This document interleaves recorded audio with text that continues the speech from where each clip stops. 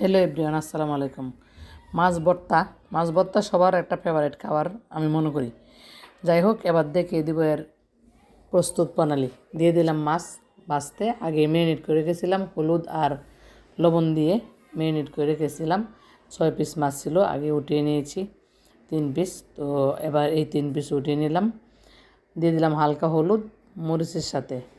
মাছ ভর্তা যখন করবেন তখন একটু হালকা হলুদ দিলে হয় কি, সাদাটা একদম কেটে যায়। এত সাদা সাদা দেখতে আমার কাছে ভালো লাগে না, যদিও আমার ব্যক্তিগত মতামত, আপনারা নাও দিতে পারেন। দিয়ে দিলাম 1 চিমটি লবণ অ্যাড করলাম, তাতে হবে কি কাঁচামরিচ তাড়াতাড়ি সিদ্ধ হয়ে যাবে।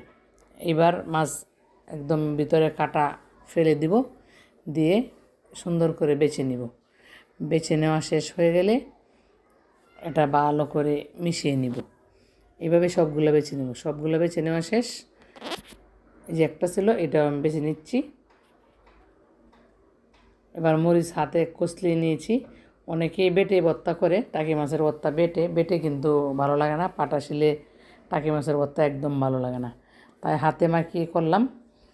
সেরকম একটা সেন্ট আসছিল ভর্তা করার সময়। আমি কিন্তু পেঁয়াজ আগে একটু ভেজে নিয়েছি, কারণ কাঁচা পেঁয়াজ দিলে ভর্তা দ্রুত নষ্ট হয়ে যায়। আবার হয় কি, মানে একটা পানি পানি ছাড়া ছাড়া লাগে, নষ্ট হওয়ার সম্ভাবনা বেশি থাকে কাঁচা পেঁয়াজ। আর কাঁচা পেঁয়াজ না খাওয়া সবচেয়ে উত্তম।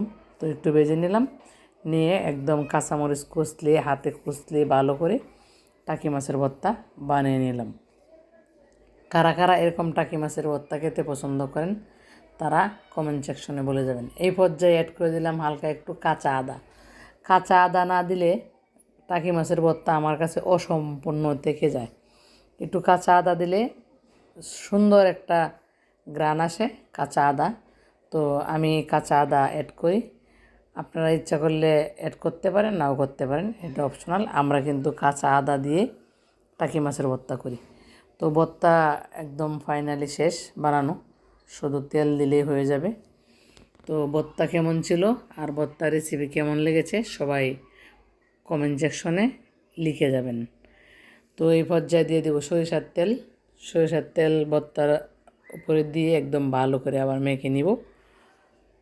আমরা সরিষার তেল খাই ভর্তাতে, যদিও আগে আমি সরিষার তেল দিয়ে কিন্তু ভেজেছি মাছ, মরিচ, পেঁয়াজ, সবগুলো সরিষার তেল দিয়ে ভেজেছি। তো এই পর্যায়ে একটু রেস্টুরেন্ট স্টাইলে এরকম করে গোলাকার বানিয়ে নিলাম, কারণ অনেক মানুষ তো তো এই কারণে বেশি লোকের ঘরে এভাবে করতে হয়। ভর্তা অনেক ছিল পরিমাণে, অনেক